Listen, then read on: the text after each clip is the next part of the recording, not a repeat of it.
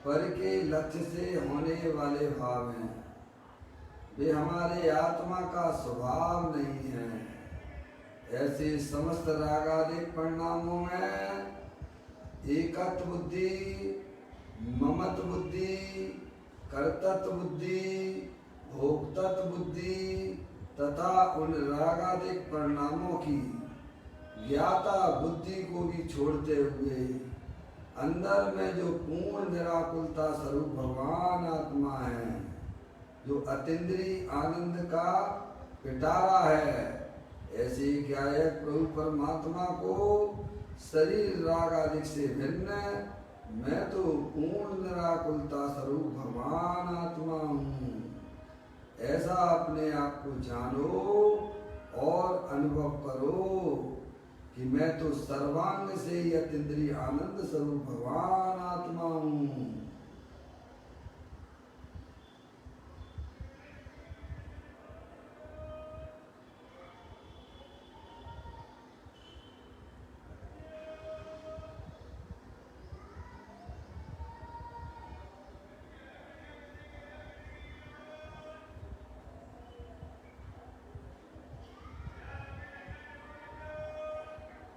इसी प्रकार से संसार अवस्था में आत्मा की पर्याय में जो पर के लक्ष्य से होने वाला ज्ञान है, वह इंद्रिय जनित ज्ञान है, वह खंड खंड ज्ञान है, वह परलक्षी ज्ञान है। वह परलक्षी ज्ञान भी हमारे आत्मा का स्वभाव नहीं है। मैं तो उस खंड खंड ज्ञान की पर्याय से भी भिन्न अखंड ज्ञान ज्योति स्वरूप भगवान आत्मा हूँ। इस प्रकार शरीर रागादिक परिणतियाँ और परलक्ष्य ज्ञान की पर्याय से भी भिन्न मैं तो एकमात्र अखंड ज्ञान ज्योति स्वरूप भगवान आत्मा हूँ।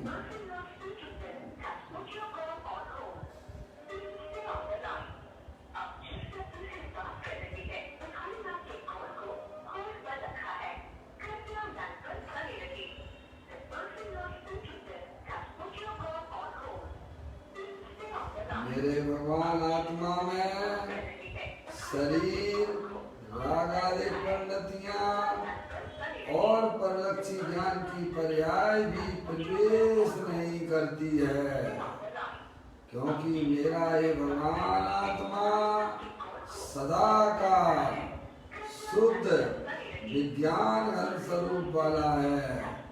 ऐसा अपने आप को जानो और अनुभव करो कि मैं तो तीनों काल परद्रव, परभाव और खंड खंड पर्याय ज्ञान की पर्याय से भी भिन्न मैं तो शुद्ध विज्ञान घन स्वरूप भगवान आत्मा हूँ। सम स्वयं का चैतन्य तत्व महान है, निज का करो मैं चिंतवन, निज का करो श्रद्धान में, श्रोता तुम्हारी देव है जो गुण अनंत निदान है। मैं स्वानुभव में देख लो आत्मा स्वयं भगवान है। मैं स्वानुभव में देख लो आत्मा स्वयं भगवान है।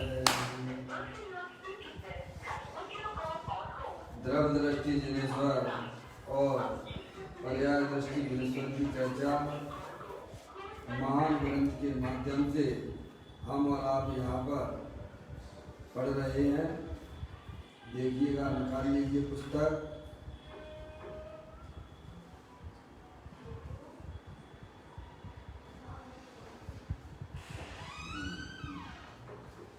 पुस्तक निकालें।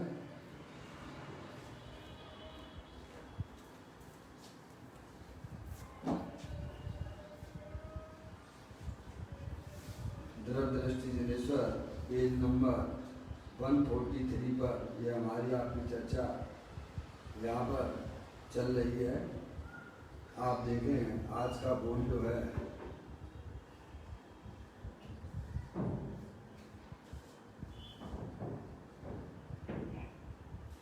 आज का बोल 624वें नंबर का बोल है। निकाल लीजिए आप सभी लोग। बढ़ते हैं।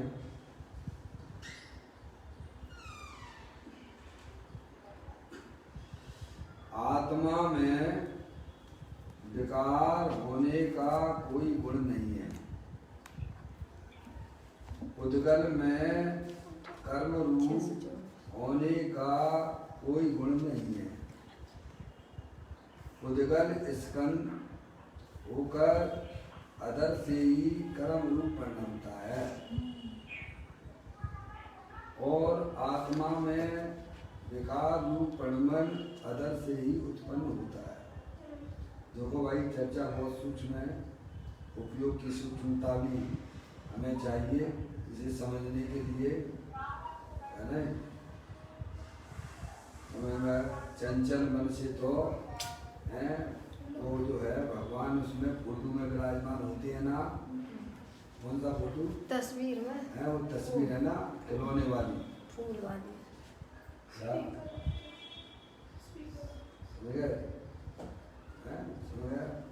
चंचल अपना 1 घंटा तो आपको मुझे देना पड़ेगा और 1 घंटा भी कहाँ है। 1 घंटा मान दो, ठीक है, 10 से 11 समय मान लीजिए आप। उस समय आपको ईमानदारी से देना पड़ेगा इन सारी बातों को समझने के लिए। समझ में आया? 23 घंटा है ना आपके पास में, करो ना, फालतू की बात है, सुनो ना, फालतू की बात है, कौन मना करता है। समझ में आया? आप अपने लिए 1 घंटा निकालिए, देखिएगा। यहाँ ये बात कही जा रही है,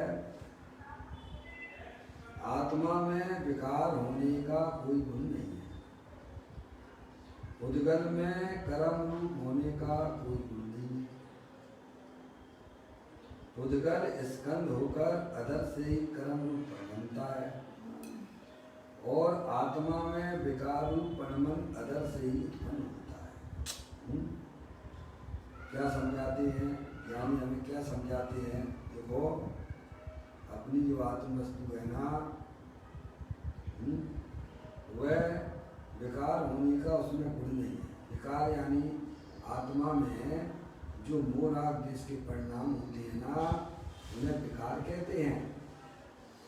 जो विविध प्रकार की 24 घंटा हमारे आत्मा में जो विविध प्रकार की इच्छाएं हुआ करती हैं, वे सब जो है ना, उन्हें सब विकार कहते हैं। आगम की भाषा में उसे विकार कहते हैं, उसे मोह राग द्वेष परिणाम कहते हैं। और अपने लिए जानने के लिए जो विविध प्रकार की इच्छाएं, समझ में आया? उन सब का नाम क्या है? विकार है। और वह विकार जो है ना, कहाँ देखा जाता है? शरीर में नहीं देखा जाता है, वह आत्मा की अवस्था में देखा जाता है, पर्याय में देखा जाता है। समझ में आया? इतनी बात हमें अपन को निर्णय करके चलना चाहिए। शरीर तो मुर्दा है, समझ में आया? उसमें जानने देखने की शक्ति नहीं है। और विकार जो है ना, विकार जो है मोह राग द्वेष परिणाम अथवा इच्छाएं, वे विकार अरूपी हैं। कैसी है वे? अरूपी हैं। जैसे अपना आत्मा शुद्ध आत्मा अनंत शक्तियों के भंडार वाला है ना, वह भी अरूपी है। अमूर्तिक प्रदेशों का पुंज, प्रसिद्ध ज्ञान आदि गुणों का धारी, अनादि निधन वस्तु वह आत्मा है। और संसार अवस्था में उसकी पर्याय में नया नया प्रकार का विकार उत्पन्न होता है। समझ में आया भैया? वो बात यहाँ पर आचार्य भगवान ज्ञानी हमें समझाना चाहते हैं। समझ लेंगे आप? देखिएगा, आत्मा में विकार होने का कोई गुण नहीं है। विकार यानी दुख भी कह सकते हैं अपन, हैं? आजकल की भाषा में कहो तो टेंशन, क्या कहें? टेंशन। क्या कहा? आजकल की भाषा में अगर कहा जाए हैं तो उसके बड़ा टेंशन उसको था। समझ में आया भैया?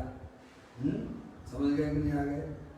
दुख कहो, वो कहाँ देखा जाता है? आत्मा की पर्याय में देखा जाता है। तो वो दुख नाम की जो पर्याय है वह पर्याय आत्मा में ऐसा कोई भी गुण नहीं है। आचार्य भगवंतों ने, आचार्य अमृतचंद देव ने वशिष्ठ समय साधी के अंदर है तो आत्मा में अनंत शक्तियां और उसमें दुख नाम का ना तो गुण कहो या शक्ति को एक भी नहीं है। आप पूरी देख लीजिए 47 शक्तियों को पढ़ लीजिए आप, समझ में आया? उसमें कोई दुख नाम की शक्ति हो अथवा दुख नाम का कोई गुण हो तो आप ढूंढ लिख निकाल लीजिएगा। क्या? फिर भी आत्मा की पर्याय में संसार अवस्था में दुख तो देखा जाता है, तो वो क्या है? वो एक कल्पना है, अज्ञान दशा है। क्या है भाई साहब? दुख है, दुख वास्तविक है पर वो काल्पनिक है। क्या भाई साहब? इतनी बात हमें समझ में आना चाहिए। ये आचार्य भगवंत यहाँ समझाना चाहते हैं, क्योंकि वह जो आत्म वस्तु है ना वो ज्ञान आनंद मूर्ति स्वरूप वाली है, वीतराग स्वरूप है, जिसमें दुख की पर्याय का लेश मात्र भी नहीं है। ऐसा अपना आत्मा अनादि अनंत बना हुआ है, किसी ने उसे बनाया नहीं है। क्या आगे बात समझ में? उसको कोई बनाने वाला नहीं है। ये अनादि अनंत व्यवस्था है 6 द्रव्यों की, जीव द्रव, उद्गल द्रव, धर्म द्रव, अधर्म द्रव, आकाश द्रव और काल द्रव। इन्हें किसने बनाया है? किसी ने नहीं बनाया, स्वयं ने। किसी ने नहीं बनाया है। समझ आया भैया? तो आपको किसने बनाया? अरे आप आत्मा हो ना, आप अपने आप को संयोग से क्यों देखते हो? शरीर से क्यों देखते हो? सीधे डायरेक्ट मिलो ना अपने जाके, है भैया? संयोग की दृष्टि छोड़ दो ना। अंदर जब सीधे डायरेक्ट आप देखते हो तो ज्ञान के भंडार से आपकी मुलाकात हो जाती है? तो यही वास्तव में संयोग की दृष्टि को छोड़ना है। और रागादिक परिणाम, रागादिक परिणाम भी क्षण मात्र है। क्या उनका कोई आधार नहीं है? अधर से है, अधर से कहा ना, अज्ञान विधाता है। क्या कहा? अधर से पैदा होती है। देखो अभी यहाँ शब्द लिखिएगा, आत्मा में विकार होने का कोई गुण नहीं है। जीवत्व शक्ति है, चित्त शक्ति है, दृष्टि शक्ति है, ज्ञान शक्ति है, सुख शक्ति तो है। क्या कहा? दुख नाम की शक्ति नहीं है। समझ गए ना भैया? इसीलिए बड़े आनंद की बात है, आप बिल्कुल चिंता मत करो, क्योंकि दुखी रहना आपका स्वभाव ही नहीं है। क्या? दुखी रहना आत्मा का स्वभाव नहीं है। जैसे मिस्री का स्वभाव जो है कैसा रहना है? मीठा रूप रहने का है। ऐसे ही हमारे आत्मा का स्वभाव आनंद में रहने का है। अब बोलो, आपकी कितनी बड़ी लॉटरी खुल गई है। अगर आपका नाम जो है जय भैया दैनिक भास्कर के ऊपर फ्रंट में बड़े बड़े अक्षरों से आ जाए कि आपको जो है विश्व की सबसे बढ़िया लॉटरी लगी है, नाम भी हो, फोन नंबर भी हो, पता भी हो, सब कुछ हो, तो आप कहाँ चलोगे? अंदर में आपकी हवा हवाई कैसी हो जाएगी? अरे बोलो, अरे बोलो, क्या होगा उस समय जब न्यूज़पेपर में हमारा फ्रंट लाइन में ऊपर में आएगा कि भाई साहब विश्व की सबसे बढ़िया सबसे कीमती लॉटरी जो है आज मेरी लगी है। अभी मिले नहीं है,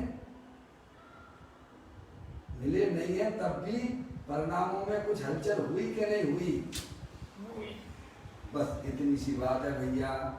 यही तो हमें अरिहंत परमात्मा हमें समझाना चाहते हैं भाई साहब, तुम्हें दुखी होने की बिल्कुल भी जरूरत नहीं है, क्योंकि तुम्हारा स्वभाव तो ज्ञान आनंद मूर्ति स्वरूप वाला है। भले ही पर्याय में दुख है, वह दुख आने जाने वाला है, वो अधर में से पैदा होता है, अधर से ही चला जाता है? समझ में आया भैया? अरे इतनी प्रसन्नता तो मनाने लायक है कि नहीं है? सर्वज्ञ देव परमात्मा के यहाँ से संदेश आया है। क्या आया भाई साहब? हैं? इतनी भी अगर मन में प्रसन्नता नहीं होती है तो भाई साहब तो समझ लेना चाहिए कि हमने वास्तव में अरिहंत भगवान को भी नहीं जाना है और उनके बताए हुए संदेश को भी ध्यान से नहीं सुना है। क्या कहा भाई साहब? अरे दुख नाम की पर्याय हमारे आत्मा में गुण है ही नहीं है क्या? वो तो अधर में से पैदा होती है। दुखो भी और आपको अच्छा लगेगा। आत्मा में विकार होने का कोई गुण नहीं है। विकार यानी मूल आदेश के परिणाम, जिनमें निरंतर हम इतने टेंशन में बने रहते। काय के टेंशन में? क्या? अरे भाई जब आपको ये बता दिया गया है अरिहंत परमात्मा ने, संसार अवस्था में विकार होता जरूर है पर तुम्हारे आत्मा के अंदर नहीं घुसता है। तुम्हारे आत्मा में ऐसा कोई गुण ही नहीं है। अगर गुण होता तो क्या होता है भाई? है? अगर अरिहंत परमात्मा की वाणी में ये आ जाता कि आत्मा में दुख नाम का गुण है, बोलो तो क्या होता है भाई साहब? फिर हम कभी भी आनंद वर्णन कर सकते ही नहीं है। ये तो प्रसन्नता का संदेश है कि मेरे आत्मा में दुख नाम का कोई गुण ही नहीं है। सुख नाम का गुण तो है, प्रभुता नाम का गुण तो है। क्या कहा भाई साहब? ऐसे अनंत गुण हैं जिन्हें हम अब जानते ही नहीं है, कभी जाना ही नहीं है। समझ आया भैया? तो साहब ये दुख क्या है? तो कहती हैं दुख ये कल्पना का है। क्या का है? नई नई इच्छाएं निरंतर किया करती हो, लालसाएं निरंतर नई नई लालसाएं जागी और उसमें वह भोगों में मस्त रहा। क्या हुआ भाई साहब? और उनके संग्रह में ये प्रभु भर में त्यस्त व्यस्त अभ्यस्त। बोलो भाई साहब, कि नई नई इच्छाएं लालसाएं जागती हैं। क्या मैं ऐसा करूंगा, मैं ऐसा करूंगा? अरे प्रभु एक बात तो समझ लो कि तुम करने वाले हो कि नहीं हो, कि जानने वाले हो। धर्मदास चुल्लक जी ने अपन को यही तो समझाया था कि भाई साहब आपको पुण्य करना हो तो करो, हम तुम्हें नहीं रोकते हैं। तुम्हें पाप करना हो तो करो, हम तुम्हें नहीं रोकते हैं। पर तुम इतना तो निर्णय कर लो कि तुम कुछ कर सकते हो कि नहीं कर सकते हो। अब ये निर्णय तो हम करते नहीं है। क्या कहा है? अरे मैं ज्ञाता दृष्टा पुरुष हूँ, अकर्ता स्वभावी भगवान आत्मा हूँ। ऐसा जहाँ निर्णय हो जाता है वह पर्याय में होने वाले विकार भी है भाई साहब। जैसे मकान का मालिक अगर जागृत हो तो चोर अंदर घुस सकते हैं क्या? नहीं है भैया। चोर तो जब ही आते हैं जब मालिक अगर मकान मालिक जागृत बैठा हो तो चोरों की हिम्मत है क्या वे दरवाजे से अंदर भी आ जाएं? अरे दरवाजे पर भी भटक सकते हैं, अंदर आने की बात तो बहुत दूर है। ये दुख रूपी पर्याय है भाई साहब, हमारे परिणामों तक भी आने की उन्हें हिम्मत नहीं पड़ेगी। अगर आपकी जागृति अगर है, मैं चेतन स्वरूपी भगवान आत्मा हूँ, ज्ञानेश्वर हूँ, समझ में आया? ये सब अज्ञानता में से होने वाली है। ये गुरुदेव श्री हमें समझा रहे हैं। आत्मा में विकार होने का कोई गुण नहीं है। अरे करोड़ों रुपए अगर कोई ये बात कहे तो उसकी थैली में डाल देना चुपचाप। क्या कहा भाई साहब? हैं? श्रीमद राजचंद्र जी को जब यह समय सार ग्रंथ मिला है तो भाई साहब उन्होंने वो हाथों से उठा के दोनों हाथों से है भाई साहब, उसको हीरे जवाहरात उसको थैली में डाल दिए थे। ऐसी हमें प्रसन्नता होना चाहिए कि मेरे आत्मा में कोई दुख नाम का गुण नहीं है, दुख नाम की शक्ति नहीं है। क्या भाई साहब, अब दुखी होने की कोई जरूरत नहीं है। क्या बोलो, लगती हमें ये बातें अच्छी लगती है तो होना अच्छी है भाई साहब, हैं? समझ में आया? यहाँ कहते हैं आत्मा में विकार होने का कोई गुण नहीं है और पुद्गल में कर्म रूप होने का कोई गुण नहीं है। ये भी सुन लो आप, क्या कहा है? आत्मा में विकार होने वाला कोई गुण नहीं है। विकार यानी दुख की पर्याय। आप तो इसकी भाषा में ऐसे समझ लीजिए आप। और पुद्गल परमाणुओं में कर्म होने का कोई गुण नहीं है। क्या कहा भैया? ये बात है जैन दर्शन के अलावा आपको कहीं सुनने को नहीं मिलेगी। बाकी तो आपको जो है सब बातें मिल जाएंगी, व्यर्थ की बात है। समझ आया भैया? पुद्गल में भी कर्म रूप होने का कोई गुण नहीं है। समझ में आया भैया? गजब बात है ना? सब बिल्कुल फ्री है। तो साहब ये देखिए, कर्म की हम तो निरंतर जो है कर्मों के पीछे मरे जा रहे हैं। हमारा तो पाप का उदय चल रहा, हमारे पुण्य का उदय चल रहा है भाई साहब। कल्पना में सो रहे हो, सपने दो प्रकार के होते हैं। एक रात्रि के सपने होते हैं, एक दिन के सपने होते हैं। और ज्ञानी दिन और रात के सपने से पार हो चुका है। उसकी दृष्टि तो वस्तु स्वरूप को अवलंबन करती है। क्या कहा भाई साहब? वो जानता है समस्त दुनिया अज्ञानता में दुखी हो रही है। क्या कहा भाई साहब? 24 घंटा कर्मों के पीछे लगे रहते हो, हैं? उसके भेद प्रभेद सब जान लिए तो बहुत अच्छी बात है। जानने के लिए हम तुम्हारा मना नहीं कर रहे हैं, लेकिन पर्याय में तो निराकुलता आए कि नहीं आए? पर्याय में निराकुलता नहीं आई तो तुम्हारे भेद प्रभेद जानने का भी कोई मतलब निकलता नहीं है। ज्ञानी कहते हैं कि परमाणु के अंदर भी कर्म रूप होने का गुण नहीं है। क्या कहा भाई साहब? समझ में आ गया? ये बात भी तो समझो ना। कहते हैं आत्मा में विकार होने का कोई गुण नहीं है, पुद्गल में कर्म रूप होने का कोई गुण नहीं है। बताइए, ये तो बिल्कुल धरती हिल गई ना। 24 घंटा मूल में वस्तु जो है आत्म वस्तु है और मूल में जो है पुद्गल द्रव्य है। समझे आप? अब हम संयोग की दृष्टि से देखते हैं, ये हमारा देखना ठीक नहीं है भाई साहब। स्वभाव की दृष्टि से देखोगे तो आपकी पर्याय में आनंद कोई रोक नहीं सकता है। क्या कहा? मिला जुला कर देखोगे तो भाई साहब दुख की उत्पत्ति होगी ना, है? वो तो अज्ञानता है, क्योंकि वस्तु स्वरूप में कोई मिलावट है नहीं है और हम मिलावट की चीजें देख रहे हैं। अब हमने देख लिया भाई साहब, ये जो है ये मोबाइल है ना, ये मोबाइल भाई साहब किसका है? अजय भैया आपका है कि मेरा है?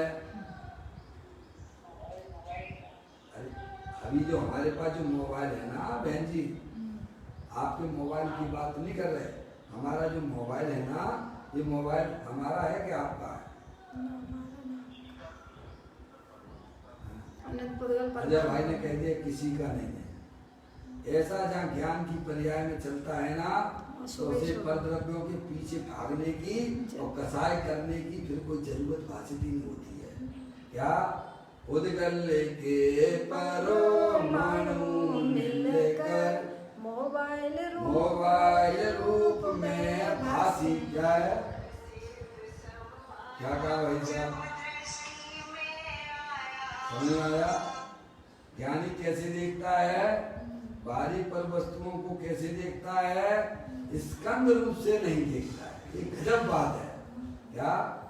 कैसे देखता है? अनंत पुद्गल परमाणुओं का पिंड है। अजय भैया जिस घर में मैं रहता हूँ ना, वो घर मेरा है। किसका है? उसका मालिक कौन है? परमाणु। अरे जिसमें मैं रहता हूँ वो घर हमारा ही तो, रजिस्ट्री हमने कराई है। अजय भैया मेरा ही होगा कि नहीं होगा? नहीं होगा। है तो कितनी भी कल्पना कर लो भाई साहब, वह तुम्हारा कभी हो नहीं सकता और तुम चेतनेश्वर हो और वह जड़ है। सबसे पहली गलती तो आपने ये कर ली कि उस मकान को है भाई साहब मकान रूप से देखा। अनंत पुद्गल परमाणुओं के रूप से देखते तो अंदर में मूराग देश की उत्पत्ति होने वाली भी नहीं थी। अरे पहले ही तुमने गलती कर ली। क्या गलती कर ली? अरे परमाणुओं को कौन अपना जानेगा, कौन मानेगा, वो तो हमारे ज्ञान का विषय भी नहीं है। आगे बात समझ में भैया? पर्याय आसमानी आसमान में उड़ने लग जाती है, गगनचुंबी होने लगती है। जब वस्तु स्वरूप का ज्ञान होता है, वस्तु स्वरूप की यहाँ दृष्टि होती है, वहाँ पर्याय आसमानी उड़ाने उड़ती है। समझ में आया भैया? और हम दबे दबे किस लिए घूम रहे हैं? क्योंकि हम चेतन अचेतन पदार्थों को स्कंद की दृष्टि से देखते हैं, इसीलिए हमारे पर्याय में कसाय रूप परिणाम उत्पन्न होते हैं। समझ आया भैया? मूल वस्तु से देखने जाओगे तो पर्याय में भाई साहब आनंद की हिलोरें प्रारंभ हो जाती हैं। हाँ जी, कोई कुछ बोल रहा है, बोल सकता भैया? है समझ में आया? आवाज नहीं आ रही क्या? आवाज में कोई दिक्कत हो तो बताएं। कोई बात नहीं है, मैंने एक वॉल्यूम इसीलिए बंद कर दिया था कि वहाँ जो है आजू बाजू ध्यान। आवाज बड़ी आपकी लिए मैंने आवाज चालू कर दी है, अगर कम आ रही हो तो अब चालू हो गई है। समझ में आया भैया? यानी कहने का तात्पर्य है कि हमें अपनी दृष्टि जैसा वस्तु स्वरूप है वैसा देखना चाहिए, है? क्योंकि वस्तु स्वरूप में कभी कोई मिलावट हो नहीं रही है और हम मिलावट रूप से देख रहे हैं, ये हमारी दृष्टि का दोष है। वस्तु में तो कहीं मिलावट होती नहीं है। तो ज्ञानी हमें समझाते हैं, देखिएगा कि आत्मा में विकार होने का कोई गुण नहीं है। क्या कहा? इसलिए बड़ी प्रसन्नता की बात है कि हमारे आत्मा में दुखी होने का कोई गुण ही नहीं है, तो हम दुखी हो रहे हैं। चलो कोई बात नहीं है, दुख की पर्याय तो हो रही है, तो कहते वो अज्ञानता है। किसका है? अज्ञान विधाता है, इनका निश्चित चैतन्य विरोधी है। कांटों सी पैदा हो जाती चैतन्य सदन के आंगन में। अरे इसकी प्रसन्नता तो मना लो। अरे आपके दैनिक भास्कर में करोड़ों की लॉटरी लग जाती है, नाम पता मोबाइल नंबर सब आ जाता है, भले ही आपको अभी मिली नहीं है, तब भी आपकी पर्याय में हिलोरें होने लगती है कि नहीं लगती है? है भाई साहब? सर्वज्ञ देव परमात्मा ने हमें यह बता दिया है, भाई साहब मेरे में दुखी होने का कोई भी गुण नहीं है, मैं तो अतीन्द्रिय आनंद स्वरूप भगवान आत्मा हूँ। है भाई साहब? ऐसी कोई बात है? देखो आत्मा को सुख रूप होना नहीं है, आत्मा सुख स्वरूप है। हम सुख रूप नहीं बना रहे हैं, गलती हमारी है। क्या है? हम आनंदित नहीं हो रहे हैं, तो ये गलती किसकी है? कर्मों की। तो भैया कर्मों के कारण से हम दुखी हैं क्या? अरे बोलते भी तो नहीं हो आप लोग। 24 घंटा कैसे मानते हैं? बहन जी आपका कौन सा पुण्य का उदय चल रहा है कि पाप का उदय चल रहा है? ईमानदारी से बोलना। क्या कहा? हाँ जी, अरे अब बोलो ना। पुण्य का उदय चल रहा है तो तुम जड़ हो क्या? कर्म हो क्या? कर्म के उदय में चलता है। कर्म के उदय को अपना उदय मानने बैठी हो। तुम्हारा तो ज्ञान का उदय है। क्या का उदय है? तो कर्म के उदय है। तो तुमने कह दी हमारा पुण्य का उदय चल रहा है, तभी तो कर्म के उदय को मानते हैं, पुण्य में समझ में आया? पाप में पिचक जाता है। समझ में आया कि नहीं आया भैया? अपने ज्ञान के उदय को याद करो कि दूसरों के उदयों में अपना उदय कैसे देख लिया तुमने? वही में सुखी दुखी होता है भाई साहब, बहुत खतरनाक खेल है। हाँ, कर्मों की बहुत पार्टियां पढ़ ली है, समझ में? कर्मों का रहस्य समझ में नहीं आया। ज्ञानी कहते हैं कि पुद्गल परमाणु में कर्म रूप होने की गुण ही नहीं है, शक्ति ही नहीं है। बोला तो क्या करो?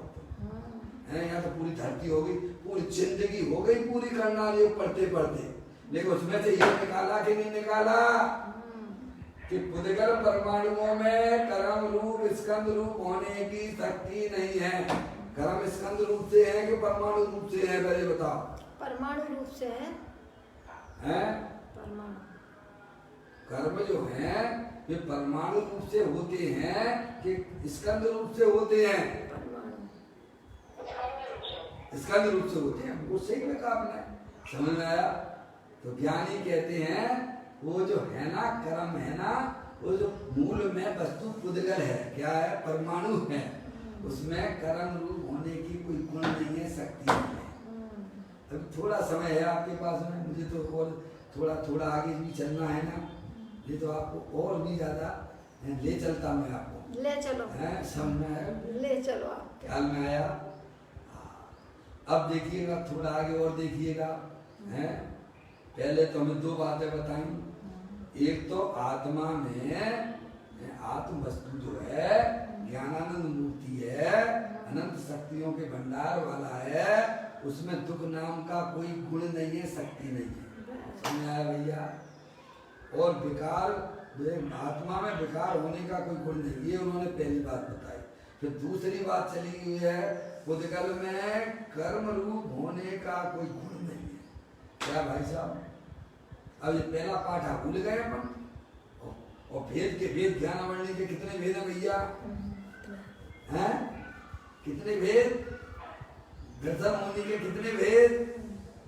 हाँ चलेगा, कोई बात नहीं, पढ़ाई करो अच्छी करो, मैं उसका कोई निषेध नहीं है, पर ये तो समझो मूल में कर्म कोई वस्तु ही नहीं है, वो तो अनंत पुद्गल परमाणुओं का पिंड है। क्या भाई साहब? पुद्गल परमाणु में कर्म रूप होने का कोई शक्ति नहीं है। समझ में? तो फिर कर्मों से क्यों डरना भाई साहब? तो ऐसे तो स्वच्छंदता हो जाएगी। अरे स्वच्छंदता नहीं हो जाएगी, तेरी पर्याय में स्वतंत्रता का जन्म हो जाएगा। क्या कहा भाई साहब? अबे तो डरा डरा घूमता फिरता पराधीन। समझ में आया? स्वतंत्रता का ज्ञान करने पर पर्याय में भी स्वतंत्रता की पर्याय प्रकट होती है। स्वतंत्रता चली जाएगी, सारी पर्याय में स्वतंत्रता चली जाती है। भैया अब देखिए आगे सुनिए आप, कहते हैं पुद्गल स्कंद होकर अदर से ही कर्म रूप परिणमता। ये लो भाई साहब क्या कह रहे हैं? पुद्गल स्कंद होकर अदर से ही कर्म रूप परिणमता है। एक बात ये, फिर दूसरी बात कहते हैं आत्मा में विकार रूप परिणमन अदर से ही उत्पन्न होता है। अदर का मतलब क्या? उसका कोई आधार नहीं है। समझ में आया भैया? अदर का मतलब होता है उसका कोई आधार नहीं है। जो कर्म है ना उनका कोई आधार नहीं है। ये परमाणु भी उसका आधार नहीं है, क्योंकि परमाणु में स्कंद होने की, कर्म रूप होने की कोई शक्ति नहीं है। तो साहब ये क्या है? तो अदर में से ही हो जाते हैं। जैसे अदर का मतलब समझते हो आप? जैसे आपके यहाँ घर में है बारिश के टाइम पे घास आ जाती है, तो उसका आधार क्या है? बोलो भैया। कुछ नहीं आपने। अरे घर में है बारिश के टाइम पे घास आ जाती है, तो उसका आधार क्या है? अरे बोलो। स्वयं के, उसका कोई दूसरा आधार तो नहीं है ना? आधार में से ही है ना? कोई मूल वस्तु है क्या? कोई नहीं। जैसे आकाश में है भाई साहब, आकाश में जो इंद्रधनुष बनता है ना, उसका आधार कौन है? आकाश में जो इंद्रधनुष बनता है वह अदर में है क्या? उसका कोई आधार है क्या? नहीं है, कोई आधार नहीं है। अदर ही है ना? समझ नहीं आप भैया?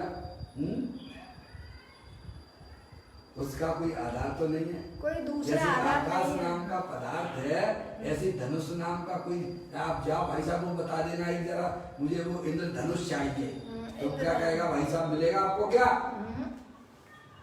अरे मिलेगा क्या? अरे बोलो आप, जब मेरे साथ चलिए आप जाओगे कि भाई साहब वो मुझे इंद्रधनुष चाहिए जो आकाश में होता है, क्या भाई साहब? तो क्या कहेगा भाई साहब? कोई नहीं है, ऐसी आकाश तो है पर इंद्रधनुष नाम की कोई वस्तु जगत में नहीं है। क्या कहा? आगे बात समझ में है?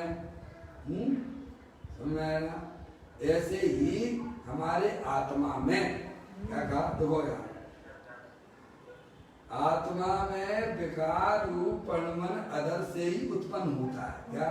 हमारी जो आपकी आत्मा में जो राग रूप विकार उत्पन्न होता है उसका आधार कौन? अज्ञानता। अधर में से है। क्या में से है? अज्ञानता। समझ आप? कोई आधार नहीं। उसका आधार आत्मा नहीं है। समझ गए? जैसे इंद्रधनुष का आधार आकाश नहीं है, वैसे ही आत्मा में जो रागादिक परिणाम होते हैं उनका आधार आत्मा नहीं है। क्या?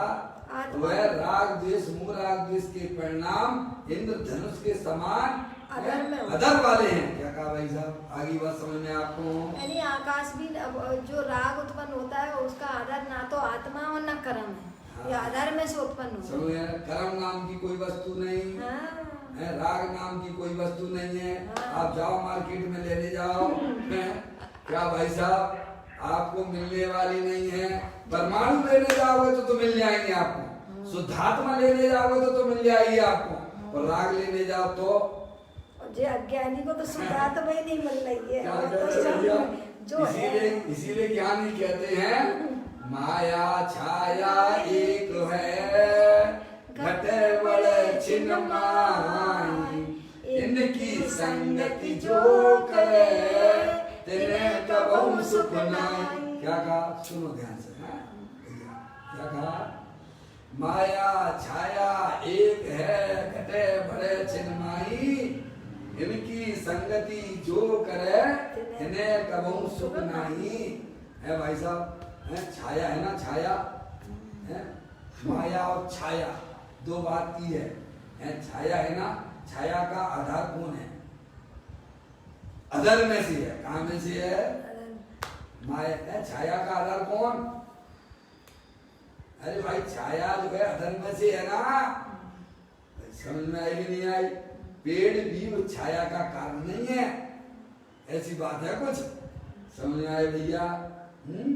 माया छाया एक है, घटे बड़े छिन्माई, इनकी संगति जो करे तिन्हें कबहू सुख नहीं है। हम 24 घंटा काय में लगे भैया? भाई साहब माया यानी लक्ष्मी पैसा भैया, जिन्होंने इनकी संगति की है, इसके साथ प्रेम किया है, मैंने कभी जिंदगी में सुख नहीं मिलने वाला है। वो लोग मिला हो तो किसी को बता दो आप। समझ में आया भैया? हैं? समझ आई? हम 24 घंटा हमारे ज्ञान में क्या चलता है? जो चीज है ही नहीं है उसी के बारे में सोचा करते हैं। किसके बारे में सोचा करते हैं वो लोग? हैं? ज्ञानी तो कह रहे कोई चीज ही नहीं है। 24 घंटा हमें ये ऐसा नहीं लगता है कि हमारे ये दिन के सपने भी ये सपने सच्चे नहीं है। सपने ही ये स्त्री है, ये पुत्र है, ये दुकान है, ये मकान है, ये रुपया पैसा है, सारी जिंदगी है कल्पनाओं में निकाल के चला जाता है। और ज्ञानी कहते हैं ना तो मकान नाम की कोई चीज है, ना स्त्री नाम की कोई चीज है, ना दुकान नाम की चीज है, ना रुपया नाम की चीज है। और काय में लगाए 24 घंटा? पूरा शक्ति से ज्ञान वही में लगाए हैं। 24 घंटा किसके बारे में सोचा करते हैं? के बारे में। अरे ज्ञान किधर लगाते हो? भाई साहब वस्तु स्वरूप का यथार्थ ज्ञान करो ना। तो यहाँ कहते हैं पुद्गल स्कंद होकर अधर से ही कर्म रूप उत्पन्न होता है। समझे आप? कार्बन वर्गना है भाई साहब, पुद्गल परमाणु में भी कर्म रूप होने की शक्ति नहीं है। वे तो अधर में से ही पैदा हो जाती है। क्या हो जाती है? समझ में आई? आपके कपड़े पे गंदगी लग गई। क्या लग गई? गंदगी लग गई। तो उसका आधार कौन है?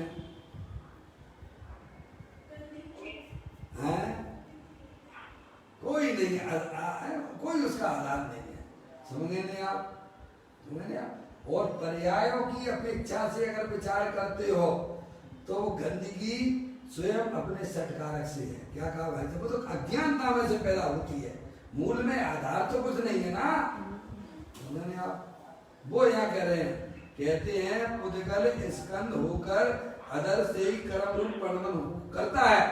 पुद्गल में भी कर्म रूप होने की शक्ति गुण नहीं है एक बार, और आत्मा में जो विकार की उत्पत्ति होती है, आत्मा में भी दुख नाम का कोई गुण और शक्ति नहीं है। वे तो अधर में से ही पैदा होती है। देखो आप उसमें भी आप बोलते ही हो, आप तंत्र निश्चल निष्काम ज्ञाता द्रष्टा आत्मराम, मैं वह हूँ जो है भगवान, जो मैं हूँ वह भगवान, अंतर यही ऊपरी जान, बेविरागिया राग वेतान। तो अंतर कहाँ है? ऊपर ऊपर का ही, ऊपर ही ऊपर के अंतर को वास्तविक अंतर का अंतर मान लिया। यही तो हमारी सबसे बड़ी भूल हो गई। क्या कहा भाई साहब? अपनी भूल को पहचानो। हैं? ये राग देश के परिणाम है भाई साहब, ये ऐसे थे इंद्रधनुष के समान थे। क्या समझ में आए? ये पानी के बतासे के समान थे, और हमने अपने आप को कैसा देख लिया? मैं पापी हूँ, मैं पुण्यात्मा हूँ। क्या देख लिया? वे तो अदर में से आए थे, जैसे कोई होता है ना, 2 रुपया आता है ना, थोड़ी देर के लिए आपके यहाँ आया है, नाटक दिखाया, और फिर जो है चला गया, और आप उससे अगर प्रभावित हो गए तो समझ लीजिए आपने उसके वास्तविक स्वरूप को नहीं पहचाना। नहीं ऐसा, जब मैं छोटा था ना, दुकान पे बैठते थे ना पिताजी के साथ में, हैं? पप्पू भैया को जब मैं अपनी घटना की बात करता हूँ तो पप्पू भैया बहुत साथ मान रहे हैं। समझ में आया? पप्पू भैया समझ गए? जब मैं दुकान पे बैठता था छोटी उम्र में, तो वहाँ बैरूपिया तो आपने देखे होंगे बात भी है नहीं? कोई आता है, कोई वकील का रूप धारण करके आता है, और कोई जो है पुलिस का रूप धारण करके आता है, कभी डाकू का रूप धारण करके आएगा, कभी इनकम टैक्स का रूप धारण करके आएगा। वो 7 और दिन जो है इन्हीं दिनों में, बारिश के टाइम पे ये दिन आ गए बैरूपियों के। समझ में आया? और जो उनको नहीं पहचानता है तो उसको तो ऐसा लगेगा भाई साहब सेठ जी जरा अपने पार्ट दिखाइए आप, क्या? और जो नहीं जानता है कई समय ये बतानेगा ये भाई साहब ये तो पुलिस वाला है, और उसी को सही मान लेगा, तो वो अंदर में तो मैं तो जानता ही नहीं था। समझ में आया? ऐसे बोलो हमने किया, भैया कहाँ से आपदा आ गई, समझ आएगी नहीं है? वो ऐसे मतलब डराता था, और पिताजी हमारे ठीक है जान लिया, आप जाइए आप। कितने हल्के से लेते थे वो, और अपन अंदर में अरे भैया ये तो पुलिस वाला आ गया, क्या समझ गए? आप डर जाते थे। और जो पिताजी समझदार थे वे क्या ठीक है भाई साहब मैंने देख लिया, अब आप जाइए, आप जाओगे, सेठ जी उठ रहे को नहीं उठ रहे, हो गया तुम्हारा काम हो गया, तुम जाइए। आपने क्या कहा? समझ आया? तो ये जो है ये पुण्य पाप के परिणाम एक बैरूपिया की तरह है, जीवन में आते जिन्हें इनकी हकीकत का पता नहीं है, वे क्या है, वे उनसे डरते रहते हैं। समझ आया? और जिन्हें इनकी हकीकत मालूम है कि ये पुण्य पाप के परिणाम नए नए उत्पन्न होते हैं, चले जाते हैं, इंद्रधनुष के समान है, क्या ये कभी स्थायी रहते नहीं है, इसीलिए वे कभी इनसे प्रभावित नहीं होते हैं। समझ में आई भाई साहब? यानी हमें समझाते हैं ये विकार रूप पुण्य पाप के परिणाम अधर्म से है, आत्मा में कोई दुख नाम की शक्ति नहीं है, कोई गुण नहीं है, ये तो आते आने जाने वाले हैं, और तुम तो ज्ञानेश्वर भगवान आत्मा हो, अनंत शक्तियों के भंडार वाले हो। तुम्हारी आत्मा में वे रागादिक परिणाम संसार रूप अवस्था आत्मा के अंदर प्रवेश करती नहीं है। समझ में आई भैया? ऐसा जब सम्यक भेद ज्ञान होता है तब वह प्रयास स्वयं में भी आनंदित हो जाती है। क्या भाई साहब?